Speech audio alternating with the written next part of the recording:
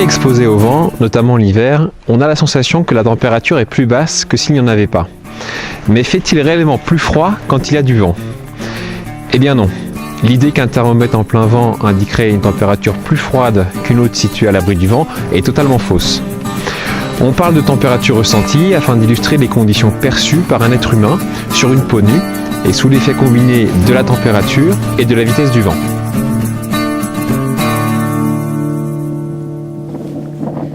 Cette confusion s'explique principalement parce que les médias utilisent l'expression de température sous abri, ce qui ne signifie pas que la température sera différente dans un même espace exposé au vent, mais l'abri fait en effet référence à l'abri blanc normalisé qu'on utilise en météo pour mesurer la température. Cet abri est en réalité ouvert par des persiennes afin de bénéficier justement d'une bonne aération. Sa fonction principale est de protéger le capteur du rayonnement solaire afin d'avoir une juste température de l'air. On peut parler aussi de température à l'ombre. Donc, la température sous abri ne veut pas dire la température à l'abri du vent. La température ressentie se calcule en prenant en compte la température mesurée sous abri et la vitesse du vent, peu importe sa direction. Il existe un tableau très simple d'utilisation pour la déterminer en faisant correspondre les deux données. Par exemple, avec un vent à 100 km/h, s'il fait plus 5 degrés, le ressenti sera de moins 3 degrés. S'il fait moins 15 degrés, ce ressenti passe à moins 32 degrés. La température ressentie et la température réelle peuvent baisser conjointement, notamment lors du passage d'un front froid qui laisse derrière lui une masse d'air plus froide. Cette baisse est souvent brusque, avec un isotherme 0 degré qui dégringole, alors que l'arrivée de l'air froid en pleine est plus progressive et moins tranchée. Mais fréquemment, le vent réchauffe un espace, même si le ressenti est plus froid ou plus frais. Le vent peut être l'auteur d'un puissant redout en montagne.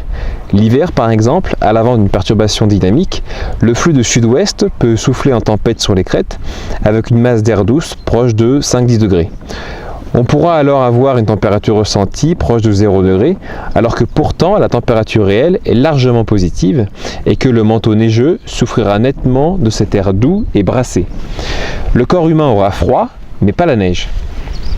De plus, les inversions de température, phénomène qui peut impliquer des températures largement positives sur les crêtes et de fortes gelées en contrebas, illustrent parfaitement cette fausse idée que le vent va refroidir un thermomètre.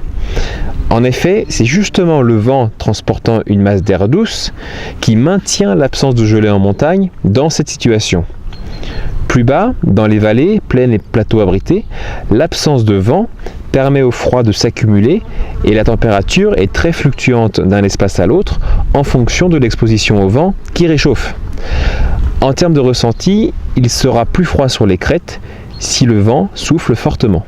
L'absence de vent lors d'une nuit claire avec un sol enneigé est un facteur très important pour observer les plus basses températures observables. Ainsi, alors qu'on peut observer des températures proches de moins 20 degrés lors d'une nuit d'hiver dans les vallées abritées, on peut très bien avoir moins 5 degrés sur les crêtes avec une sensation qui y fait beaucoup plus froid à cause du vent. Le froid ou la chaleur sont donc des notions subjectives pour un être humain. La température de l'air sous un abri normalisé permet d'avoir une vision objective.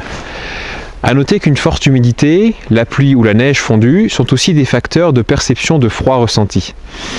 Il existe aussi un indice de chaleur ressenti, l'humidex, qui lui prend en compte la température et le taux d'humidité. Dans une prochaine vidéo, nous évoquerons l'effet de Föhn, un phénomène lié à la montagne. Le vent de Föhn est notamment responsable de puissants et de rapides réchauffements de l'air, même en pleine nuit. Il s'agit probablement du meilleur exemple illustrant le pouvoir réchauffant du vent.